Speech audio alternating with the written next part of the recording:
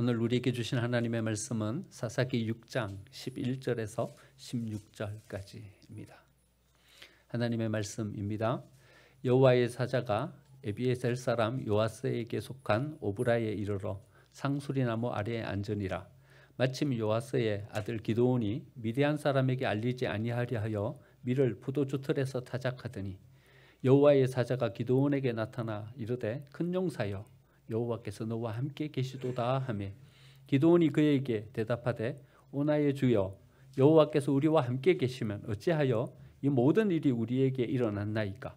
또 우리 조상들이 일찍이 우리에게 이르기를 여호와께서 우리를 애굽에서 올라오게 하신 것이 아니냐 한 그 모든 이적이 어디 있나이까. 이제 여호와께서 우리를 버리사 미디안의 손에 우리를 넘겨 주셨나이다 하니 여호와께서 그를 향하여 이르시되 너는 가서 이 너의 힘으로 이스라엘을 미디안의 손에서 구원하라. 내가 너를 보낸 것이 아니냐 하시니라. 그러나 기드온이 그에게 대답하되 오 주여 내가 무엇으로 이스라엘을 구원하리이까. 보소서 나의 집은 므낫세 중에 극히 약하고 나는 내 아버지 집에서 가장 작은 자니이다 하니 여호와께서 그에게 이르시되 내가 반드시 너와 함께 하리니 내가 미디안 사람 치기를 한 사람을 치듯 하리라 하시니라. 아멘. 옆에 계신 분들과 인사 나누겠습니다. 예배의 자리에 잘 오셨습니다. 예배를 통해서 하나님께서 우리에게 은혜 주시는 줄 믿습니다. 아멘. 목사가 설교하면서요, 설교에 좀 만족스럽다 이렇게 느끼는 것이 1년에 몇 번이나 될까요? 한 서너 번이나 될까요? 두어 번이나 될까요? 뭐 유창하게 잘한 설교가 아니라 그래도 하나님이 내게 주신 메시지, 또 우리 성도들에게 꼭 필요한 메시지를 전했다. 1년에 한 서너 번 이게 다일 겁니다. 여러분들은 어떠십니까? 여러분들 오늘 설교에 참 은혜 받았다. 우리 인생에게 내 인생에 주는 정말 중요한 말씀을 내가 받았다. 이렇게 생각되는 설교가 여러분 1년에 몇 번이나 되십니까? 여러분들 또한 두어 번이나 되십니까? 서너 번이나 되십니까? 그런 설교 만나 말씀 듣기가 쉽지 않죠. 저는요 올 1월 달에 이렇게 나누는 이 말씀이 그런 설교이고 그런 말씀이 되었으면 좋겠다 싶습니다. 제가 올 한 해 또 50여 회 주일 설교를 하게 되겠지만 1월 달에 예배에 대해서 나누는 이 말씀이 어쩌면 올 한 해 나눌 말씀 중에서 가장 중요한 말씀이 되었으면 좋겠다 싶습니다. 여러분들 또한 여러분 올 한 해 받을 말씀 가운데 여러분들에게 가장 도전이 되고 가장 큰 결단이 되는 말씀이 이 말씀이 되었으면 좋겠다 싶습니다. 기드온이 살아가던 그 시대, 그 시대의 주인은 미디안이었습니다. 미디안은 아브라함의 아들 가운데 한 명이 이렇게 장성해 갖고 세워진 민족이죠. 아브라함에게 여러 아들이 있었어요. 그 가운데 미디안의 조상이 되는 그런 아들이 있었어요. 근데 점점 강성해져 갖고 이스라엘과 대적자가 되었어요. 얼마나 잔인하게 이스라엘 백성들을 괴롭혔는지 이스라엘 백성들이 다 산으로 도망가 버렸어요. 동굴을 파고 동굴 속으로 숨었어요. 오늘 본문 말씀 보니까 기드온도 미디안 사람들에게 안 들키려고 어디 가가지고 타작을 하고 있냐면 포도주 즙 짜는 틀 속에 들어가가지고 밀을 타작하는 거예요. 여러분 포도주 즙 짜는 틀이 크면 얼마나 크겠습니까? 아무리 많은 포도를 따가지고 거기에 넣어갖고 즙을 짠다 하더라도 한 사람 들어가서 좀 움직일 만한 그 정도나 되겠습니까? 근데 거기 들어가가지고 밀을 타작하는 거예요. 왜냐하면 미디안 사람에게 들키면 이 타작한 곡식을 몽땅 다 또 빼앗길 것이에요. 그래서 어떻게 해서든지 자기 먹을 것 이거 좀 지키려고 그 포도주 즙 짜는 틀 그 속에 들어가서 밀을 타작하고 있는 거예요. 여러분 보시기에 어떻습니까? 좀 궁하다 이런 생각이 좀 들지 않습니까? 좀 약간 소심하고 좀 약간 추하다 이런 생각이 듭니다. 여러분 기드온이 왜 거기 들어가서 타작하고 있을까요? 이스라엘은 왜 미디안에게 꼼짝 못하고 전전긍긍하고 이렇게 있을까요? 이스라엘에게 힘이 없어서 그래요? 기드온이 능력이 없는 사람이라 이렇게 소심하게 들어가서 그러고 있는 것일까요? 우리는요 흔히 이렇게 생각합니다. 세상이 너무 강해서 이 세상에 비해서 나는 너무 초라하고 너무 약해서 이 세상은 너무 화려하고 너무 빛나는데 나는 거기에 비해서 너무 미력해서 내가 이 세상 가운데 온전히 서기가 어렵다. 소심해지고 약해지고 자신감을 잃어버리고 그래 서게 되는 거죠. 그런데요, 진짜 그래요? 진짜 그래요? 진짜 세상은 너무 강한 것이고 우리는 너무나도 약한 것인가요? 진짜 미디안은 너무 강한 민족이고 이스라엘은 거기에 비해서 너무 힘없는 민족인가요? 그런데 우리가 가만히 생각해 보면요, 여러분 우리가 힘이 없기 때문에 진짜 힘을 발휘하지 못하는 것이 아닐 때가 훨씬 더 많은 것을 보게 됩니다. 여러분 이런 소식을 접할 때가 있죠. 갑자기 예기치도 못한 어떤 이야기, 사건의 소식, 사고의 소식을 듣게 되는 경우가 있어요. 이 이야기는 내가 안 들었으면 좋겠는데 그런 이야기가 내 귀에 들려올 때가 있어요. 그러면 어떻게 돼요? 힘이 쭉 빠져요. 아무것도 못해요. 그날은 그냥 공치는 거예요. 마음이 심란하게 막 혼란스럽고요. 우리의 생각이 정리가 안 되고요. 그러면서 그날은 그냥 뭔 일이 손에 잡히질 않아요. 아무것도 못하게 돼요. 여러분 힘이 없어서 일을 못하는 거예요? 육체적으로 뭐 문제가 있어요. 정신을 안 드셨어요? 무기력해져 가지고 이 힘을 못 쓰는 이유가 육체적인 여기에 힘에 약한 이유 때문이에요? 그게 아니라 어디가 망가진 거예요? 우리의 마음이 망가진 거예요. 우리의 마음이 혼란스러운 거예요. 그러니까 우리의 생각이 힘을 잃어버리면요, 우리의 육신도 힘을 잃어버려요. 몸이 피곤한 게 아니에요. 몸이 힘이 없는 게 아니에요. 우리의 마음이 힘을 잃어버린 거예요. 우리의 생각이 힘을 잃어버린 거예요. 그러니까 우리의 마음과 생각이 힘을 잃어버리면요, 우리의 육신도 힘을 잃어버리게 되는 거예요. 여러분 이와 똑같아요. 우리 영이 힘을 잃어버리면요, 여러분 우리의 삶은 무기력한 존재로 전락해 버려요. 이스라엘 백성들이 미디안 앞에 이렇게 전전긍긍하면서 살아가는 것은요, 그들이 타락했기 때문이에요. 하나님 섬기는 것을 관두고 우상을 섬기고 나아갔기 때문에 그래요. 영적으로 무기력해지니까는요, 이제는 미디안을 향해서 싸울 힘을 가지지를 못하는 거예요. 여러분 나중 우리가 이 뒤에 어떻게 이야기가 전개됐는지 다 알죠? 여러분 미디안을 이기는데 몇 명 필요해요? 300명이면 돼요. 300명이면 돼요. 이스라엘이 힘이 없는 게 아니에요. 지금요. 산으로 왜 도망가가지고 동굴로 숨어들어요? 왜 포도주 즙 짜는 그 털 속에서 숨어서 미디삭을 타작하고 있어요? 힘이 없는 게 아니에요. 힘이 없는 게 아니라 영적으로 무기력해져서 그래요. 우상을 섬기고 하나님으로부터 공급되는 영적 에너지를 공급받지 못해서 그래요. 삶에 전전긍긍하면서 살아가는 거예요. 여기에 매달려서 거기에서 매몰돼 버리는 거예요. 거기에 빠져가지고 거기에서 헤어나오지를 못하는 거예요. 너무 피곤하고 너무 힘들어서 도무지 뭘 할 수가 없는 거예요. 진짜 우리가 힘이 없어졌어요? 그게 아니라 우리의 영적인 힘을 잃어버렸기 때문이에요. 여러분 예배가 중요한 이유가 바로 여기에 있는 거예요. 예배 속에서 우리가 영적인 힘을 공급받으면요, 우리는 힘을 가지고 이 세상 속에 나아가서 어떤 삶을 살아갈 수 있는 거예요. 여러분 이런 경험 해보신 적 있으시죠? 3일 동안 열심히 일해가지고 막 몸은 피곤해 죽겠어요. 근데 4일째 일어났는데요, 그날도 또 막 힘있게 살아갈 수 있겠어요? 뭔가를 도전하고 뭔가를 향해서 나아갈 수 있겠어요? 일주일 내에 힘이 하나도 없어질 정도로 막 이 육체는 무기력해졌는데 주일날 막 기대가 돼요. 또 하나님께서 나에게 어떤 새로운 길을 허락해 주시고 나의 삶을 북돋워 주실지 막 기대가 돼요. 여러분 이런 삶을 살아가 보신 적 있으시죠? 경험이 있으시죠? 어떤 때입니까? 우리의 삶이 어떤 기대와 소망 가운데 막 세워지고 있을 때요. 우리의 자녀들이 어떤 소망 가운데 길을 열어가고 막 세워져 있을 때요. 그때는요 하나도 안 피곤해요. 하나도 안 피곤해요.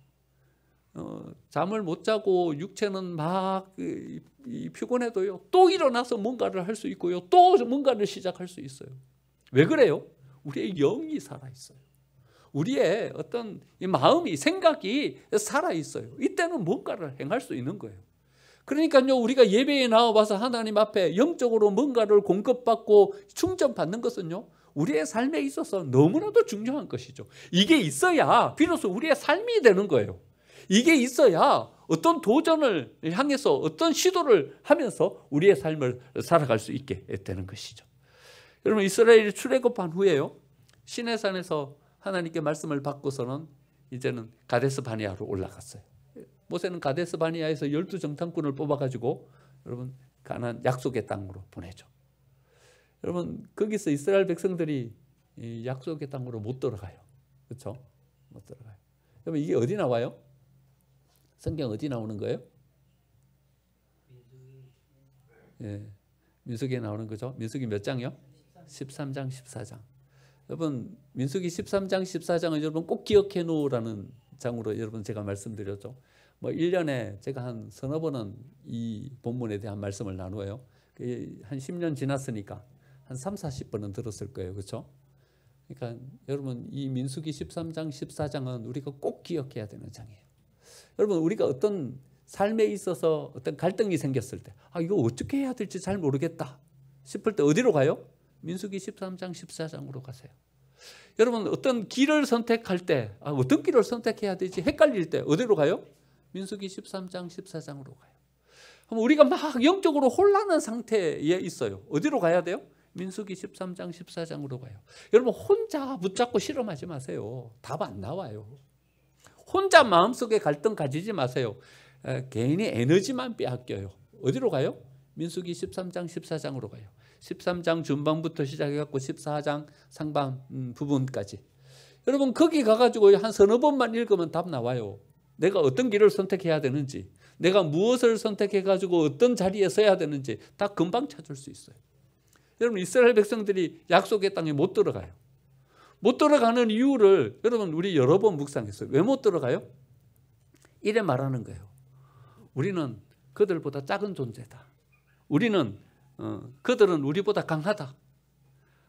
그러니까요, 그들 마음 가운데 자신감을 잃어버리는 거예요. 이래 말하는 거예요. 그 정탐한 땅을 악평하여 이르되. 그러니까요, 부정적인 어떤 생각이 그들 마음 가운데 이미 자리 잡고 있어요. 또 이렇게 말해요. 우리는 스스로 보기에도 메뚜기 같으니. 자존감이 바닥이에요. 여러분, 이런 마음 가지고 약속의 땅 들어갈 수 있겠어요? 그들은 우리보다 강하니 어떻게 들어가요? 우리는 스스로 보기에도 메뚜기 같으니 어떻게 들어가요? 그 정탐한 땅을 악평하여 이르되 어떻게 들어가요? 그러니까요, 이미 이스라엘 그 백성들은요, 그 약속의 땅에 들어갈 수가 없는 상태인 거예요. 여러분, 환경이 들어갈 수 없는 환경이에요? 아니요, 정반대예요. 이스라엘 백성들이 여기로 올라온다는 얘기를 듣고서는요, 가나안 땅에 살던 사람들은요, 간담이 다 녹아버렸어요. 하나님께서 애굽에서 10가지 재앙으로 애굽 땅을 어떻게 만들고 이스라엘 백성들을 이끌어냈는지 이미 이 사람들이 소문으로 다 들었어요. 홍해를 갈르시고 그 홍해 그 가운데 길을 마른 땅으로 건넜다는 얘기들을 이미 가나안 사람들은 다 들었어요. 그리고 그 백성들이 지금 이 약속의 땅, 그 가나안 땅 여기까지 올라와 있다는 얘기를 듣고서는요, 사람들은 성문을 다 닫고서는요, 다 성문으로 들어가 숨어버렸어요. 그러니까요, 그 이스라엘 백성들이 마음을 다잡아 먹고, 하나님께서 우리를 도와주시면 이 땅을 우리가 능히 정복할 수 있다, 이 마음 먹고 올라갔으면요, 올라갔어요. 40년 동안 광야 방황할 일도 없이 약속의 땅에 정착했어요. 그런데 그 가데스 바네아 그 어기에서 갖고 뭐라고 하고 있냐 하면, 그들은 우리보다 강하니 이러고 있어요. 그 정탐한 땅을 악평하여 이르되 이랬어요. 우리는 스스로 보기에도 메뚜기 같더니 이랬어요. 갈 수 있겠어요? 못 가요. 못 가요. 하나님이 모든 여건 다 마련해 놓으셔도 못 가요. 약속의 땅 못 정복해요. 이미 그 마음 가운데 어떤 생각이 팽배해져 있냐 하면요, 안 되는 것에 대한 이해가 그들 마음 가운데 딱 나열되어 있는 거예요. 여러분, 혹시 이렇게 되지 않아요? 안 되는 이유에 대해서 너무 잘 아시는 분으로 여러분 세워지고 계시지 않으세요? 10명의 정탐꾼 안 되는 이유에 대해서 하나하나씩 다 나열하고 있어요. 안 되는 이유에 대해서 너무 이해가 빠른 분들이 계셔요. 이거는요, 이래서 안 되고요, 이거는요, 이래서 불가능하고요. 이건 이래서 어렵고요. 안 되는 이유에 대해서 우리는 너무나도 잘 알고 있어요.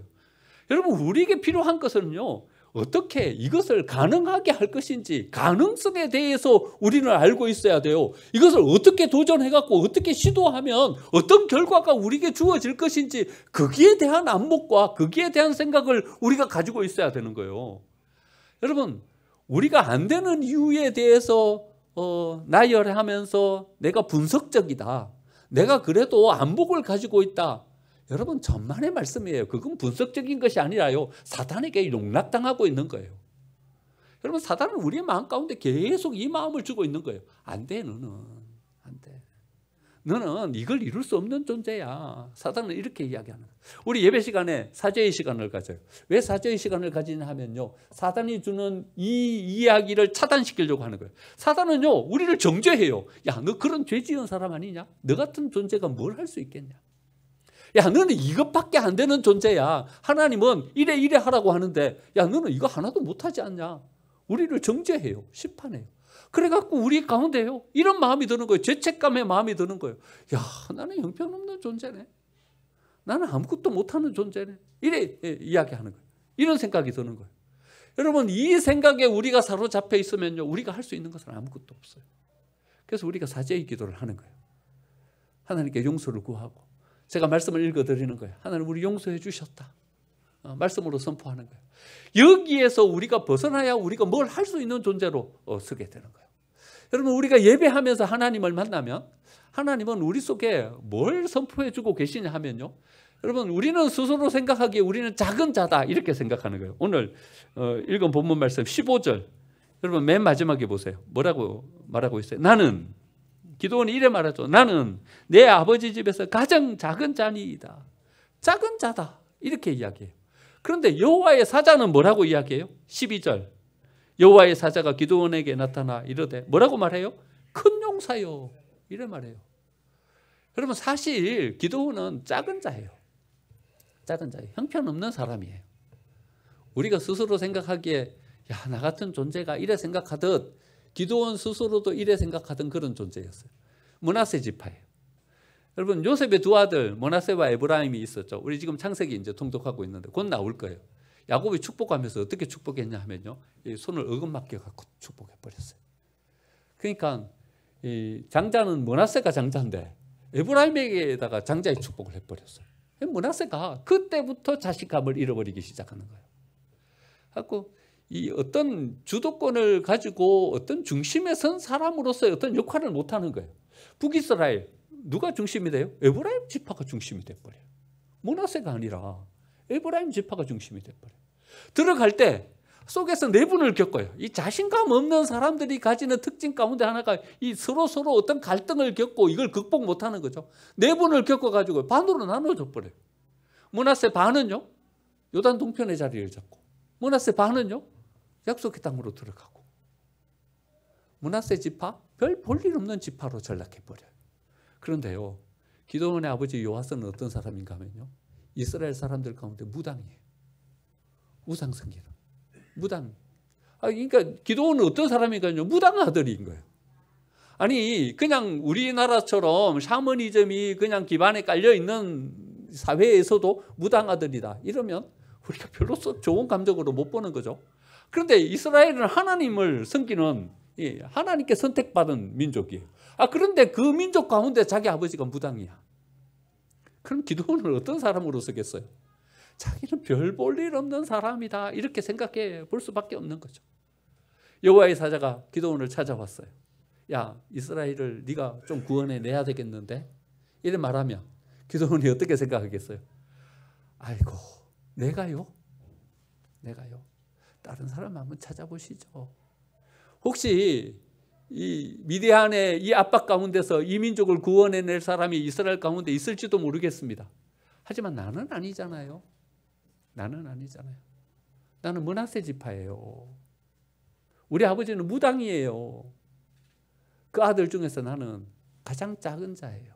내가요. 우리의 마음 가운데는요, 이 마음이 다 자리하고 있는 거예요. 하나님께서 모세를 찾아가셨어요. 야, 모세, 네가 가가지고 저 이스라엘 백성들을 저기서 이끌어내야 되겠는데. 모세가 뭐라 그래요? 오, 하나님 사람 잘 보셨네요. 이제 내가 가야죠. 내가 40년 동안 여기 있었는데 이제 나를 보내셔서 저들을 구원해내셔야죠. 이래 말했습니까? 이래 말 못해요. 모세 뭐라 그래요? 하나님 보낼 만한 자를 보내소서. 나는 아니잖아요. 여기 40년 양치면서 여기서 양들과 함께 굴러 먹고 있는데 내가 가가지고 바로 앞에서 이스라엘 백성들을 이끌어내요? 나는 아니죠. 보낼 만한 자를 보내소서. 예레미야를 하나님께서 찾아가셔요. 예레미야야, 내가 너에게 말씀을 줄 테니까 너는 말씀을 대언하는 자로 서라. 그때는 예레미야가 이래 말하죠. 하나님 사람 보는 눈이 있으시네요. 내가 가야죠. 하나님 잘 선택하셨어요. 이래 말해요? 그래 말 안 해요. 나는 아이라. 나이가 어리잖아요. 나이 어린 내가 어떻게 저 장로들 앞에서 백성들의 지도자들 앞에서 하나님의 말씀을 대언해요? 나는 아니잖아요. 여러분 우리는요 다 어떤 사람으로 서냐 하면요 기드온처럼 이런 어떤 자신감을 잃어버린 사람으로 서는 거예요. 아이고 내가 어떻게 이 일을요? 하나님 일을 하시려면 다른 사람들을 통해서 일을 하실 수는 있겠죠. 하지만 내가 그 하나님의 선택의 중심에 서서 나를 통해서 하나님께서 일하신다고요? 여러분 우리가 선뜻 하나님의 그 뜻을 받아들여서 내가 그 하나님의 사람으로 서기는 어려운 거죠. 하지만 하나님은요 우리 속에서요 어떤 가능성을 호출해내고 계시는 거예요. 호명해내고 계시는 거예요. 여러분 하나님께서 우리를 호명해내고 계시는 그 존재가요 우리가 앞으로 세워져야 될 존재예요. 여러분 기도는 작은 자예요. 작은 자예요. 스스로 고백하기에도 나는 작은 자라고 고백하고 있어요. 그런데 하나님은 그 작은 자 기도원에게서 뭘 호출해내고 계시냐 하면요 큰 용사를 불러내고 계시는 거예요. 하나님께서 앞으로 기도원에게 이제 큰 용사로 그를 세워가실 미래의 비전을 보여주고 계시는 거예요. 뭘 통해서요? 하나님과의 만남을 통해서요. 예수님은요 가버나움 저 북쪽 패배자들이 모여 사는 그 마을로 가셨어요. 이스라엘 백성들은요 다 예루살렘에 살기를 원해요. 왜냐하면 거기 성전이 있어요. 성공한 사람들은 다 거기서 자리하고 있어요. 그런데 거기서 살다가 성공하는 것을 이루지 못하고 실패해요. 그럼 어디로 가냐 하면요 갈릴리로 가는 거예요. 갈릴리 거기는 좀 실패해도 먹고 살만해요. 물도 넉넉하고 농사도 지을 수 있고 거기 가서 살아요. 그런데 갈릴리에서도 실패하면 어디로 가냐 하면 가버나움으로 가요. 여러분 가버나움 영화 한번 보셨어요? 한번 꼭 보세요. 지금도 거기는요 난민촌이에요.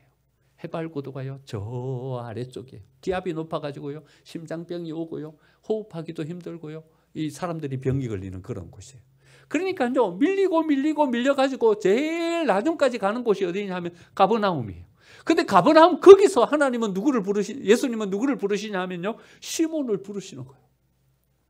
시몬이 예수님께 불림 받았을 때 그는 스스로 생각하기에 자기는 조약돌 만한 존재다 이래 생각했어요. 왜냐하면요 실패하고 밀리고 밀려서 저 가버나움까지 갔어요. 그런데 그 조약돌 만한 시몬에게 예수님은 무엇을 호명해내고 계시냐 하면요 베드로를 호명해내고 계시는 거예요. 너는 반석이다 이래 말씀하시는 거예요. 자기는 생각하기에 자기는 조약돌이에요. 실패하고 밀리고 밀린 존재예요. 그런데 예수님은요 거기에서 너는 조약돌이 아니라 이 반석이다 베드로다. 하나님의 앞으로 세워가실 어떤 미래의 비전을 거기서 호명해내고 계시는 거예요. 여러분 우리가 왜 하나님을 만나야 되냐 하면요 하나님과의 만남 거기서요 하나님께서 우리를 어떻게 세워가려고 하시는지 우리의 미래의 비전을 거기서 발견할 수 있기 때문에 그래요. 하나님을 만나야 우리가 조약돌과 같은 우리를 옥죄고 있는 이 감옥에서 우리를 벗어날 수 있기 때문에 그래요. 나는 작은 자라는 나는 무당의 아들이라는 나는 이스라엘 12지파 중에서 가장 작은 지파인 형편없는 지파인 므낫세 지파 출신이라는 이 굴레에서 우리를 끄집어내 주시는 분이 하나님이시기 때문에 그래요. 우리가 왜 예배에 성공해야 되냐 하면요 예배에서 하나님을 만나고 그 하나님 속에서 우리를 찾아야 되냐 하면 하나님은 우리가 알지 못하는 우리 속에 숨어있는 우리의 어떤 가능성 그것을 끄집어내셨어요. 너는 이런 존재가 되어야 한다. 우리에게 미래에 세워져야 될 우리의 가능성을 하나님께서 우리에게 보여주시는 분이시기 때문에 그래요. 여러분 우리가 예배에 목숨 걸어야 하는 이유예요. 예배에 목숨 걸고 거기서 하나님을 만나지 못하면요, 우리는 기도원이 갇혀있는 이 감옥 속에서 우리는 헤어나오질 못해요. 베드로가 갇혀있는 그 조약돌이라는 감옥 속에서요, 헤어나올 수가 없어요. 그래서 우리는요, 그만한 인생을 거기서 살아가는 거예요. 여러분 어떠세요? 우리 가운데 기도원만 못한 사람이 어디 있어요? 기도원만 못한 사람이 어디 있어요? 여기 무당 아들이 어디 있어요? 그만 자격 못 되는 사람이 어디 있어요? 그런데 하나님은요, 기도원도 호출해내셔서 큰 용사로 사용하시잖아요. 그런데 하물며 우리일까요? 하나님이 우리를 찾아오시는 그 하나님을 우리가 만난다면요, 우리도 하나님 앞에 이렇게 쓰임받을 줄 믿습니다. 이렇게 하나님께서 우리를 호명해 내시는 그 호명을 듣고 우리가 응답하면서 나아가면요, 하나님은요, 우리에게 그런 존재가 될 수 있도록 만들어 주십니다. 큰 용사라는 말에요, 우리의 마음을 확 빼앗겨가지고 우리는 그 다음에 하나님께서 주시는 메시지를 놓쳐요. 여러분 12절 한번 보시죠. 12절. 큰 용사여.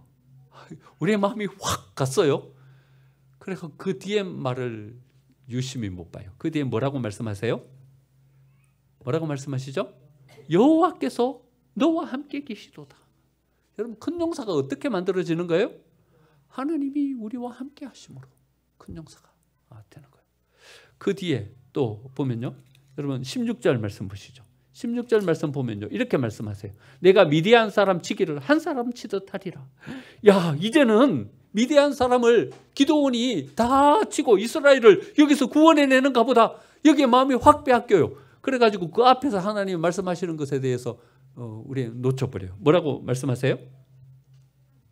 뭐라고 말씀하세요? 내가 반드시 너와 함께 하리니. 하나님 우리와 함께 해주시는 거예요. 우리를 도와주시는 거예요. 그래서 하나님이 함께 해주시는 그 은혜와 능력으로 우리가 큰 자가 되는 거예요. 용사가 되는 거예요. 우리는 원래 작은 자였어요. 그런 존재에 불과해요. 그런데 하나님께서 우리와 함께 해주시는 그 능력으로 우리는 세워질 수 있게 되는 줄 믿습니다. 그래서 14절에 이렇게 되는 거예요. 14절 다시 한번 보시죠. 14절 중반쯤 보면요, 여호와께서 그를 향하여 이르시되 너는 가서 뭐라고 말씀하세요? 이 너의 힘으로 말씀하세요. 이제는요, 하나님께서 큰 용사로 세워주실 뿐만 아니라 그 속에 하나님께서 이제 힘을 주시는 거예요. 능력을 주시는 거예요. 큰 용사로 세워질 수 있도록 그 속에 에너지와 힘을 허락해 주시는 거예요. 그 힘은 이제 누구의 힘이에요? 하나님께서 기드온에게 주셨어요. 이젠 기드온의 힘이에요. 기드온의 능력으로 이제는 서는 거죠. 그래서요, 단 300명을 이끌고 가서요, 미디안의 이 모든 군사를 물리치고 이스라엘 백성들을 거기서 세워주시는 거죠. 예배는요, 하나님께서 우리가 누구인지를 알게 해주시는 거예요. 우리 속에 숨어있는 가능성, 그것을 끄집어내셔서 호명해 주시는 우리의 존재, 그 존재를 발견하는 시간이에요. 발견하고 우리가 그것을 붙잡고 가면요, 이제는요, 하나님께서 우리와 함께 해주시는 거예요. 그리고는 그런 존재가 될 수 있도록 하나님께서 우리에게 은혜를 베풀어 주시는 줄 믿습니다. 사단은요, 우리 예배를 별것 아닌 것이라고 우리에게 자꾸 이야기를 해요. 세상에서 더 나은 삶이라는 이 삶을 살아가기 위해서 필요한 수단일 뿐인 것이지, 뭔 예배가 그렇게 중요하냐. 자꾸 우리 속에 와갖고 뭐라고 이야기를 하는 거예요. 야, 교회가 너무한 거 아니냐? 이렇게 힘든 삶을 살아가고 있는 사람들에게 그렇게 예배에 대해서 강조하면서 예배를 꼭 드리라고 우리에게 막 너무 강요하고 있는 것 아니냐? 이렇게 사단은 우리 속에 와갖고 자꾸 이야기하는 거예요.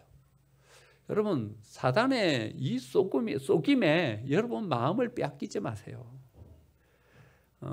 여러분, 왜 세상에서 우리가 패배하고 있는지 그 이유를 명확하게 꿰뚫어 보실 수 있어야 되는 것입니다. 여러분, 우리가 힘이 없어서 세상에서 무기력한 존재로 섭니까? 그게 아니라는 것을 우리가 꿰뚫어 볼 수 있어야 하는 것입니다. 여러분, 왜 세상에서 우리가 전전긍긍하는 세상에 매여 있는 존재로 살아갑니까? 여러분, 우리가 힘이 없어서 그렇습니까? 힘이 없어서 그런 것이 아니라 우리의 영적인 이 중심을 세워가지 못해서 그런 것입니다. 하나님이 우리에게 호명해내고 계시는 우리가 어떤 존재인지 그 존재에 대한 명확한 인식을 우리가 가지지 못해서 그런 것입니다.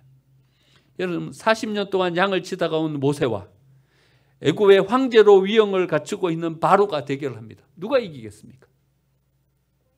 그럼 누가 이기겠습니까? 이건 보나마나 뻔한 바로가 이길 대결이지 않습니까? 나무 막대기 하나 지팡이 들고 온 모세가 여러분 군사를 뒤에 딱 배경으로 하고 있는 바로를 어째 이깁니까? 근데 여러분 누가 이깁니까? 모세가 이깁니다. 모세가 이깁니다. 그럼 돌멩이 5개 가지고 이제 아직 어린 소년이 기골이 장대한 거인 온 몸을 갑옷으로 무장하고 있는 골리앗을 향해서 대결하면서 나아갑니다. 그럼 누가 이기겠습니까? 누가 이기겠습니까? 골리앗의 말대로 야 네가 나를 개로 여기고 막대기 들고 나왔냐? 뭔 말입니까? 넌 죽었다 깨나도 나 못 이긴다. 이게 얕잡아 보면서 이야기하는 것 아닙니까? 여러분 누가 이기겠습니까? 객관적으로 볼 때 누가 이기겠습니까? 근데 누가 이깁니까? 다윗이 이기지 않습니까? 850명의 바알 아세라 제사장과 엘리야가 맞붙습니다. 그럼 850대 1입니다. 누가 이기겠습니까? 엘리야가 850명을 어째 이깁니까? 그런데요, 누가 이깁니까? 엘리야가 이기지 않습니까? 850명이 힘을 얻고 추풍 낙엽처럼 떨어져 버립니다. 여러분, 이 힘이 도대체 어디서 나오는 것입니까? 이 힘은 그들의 것입니까? 우리는 이 힘을 가질 수 없는 것입니까? 이 힘은 어떤 통로를 통해서 우리에게 주어지는 것입니까? 여러분, 우리가 예배에 목숨 걸어야 하는 이유입니다. 우리가 세상에 짖지 않고 세상에 나아가서 당당하게 세상을 이길 수 있는 힘이 바로 예배를 통해서 오는 것입니다. 예배에 승리하면, 예배에서 하나님을 만나면 우리에게 호출해 내시는 하나님의 그 존재에 대한 인식을 가지고 서면 하나님께서 그런 존재로 우리를 세워주실 줄 믿습니다. 하나님께서 우리에게 주시는 이 능력을 가지고 서서 여러분 세상에 전전긍긍하는 존재가 아니라 세상을 이기는, 오히려 세상을 이끌어가는 우리 생명섬의 모든 가족들이 되시기를 간절히 축원드립니다. 아멘.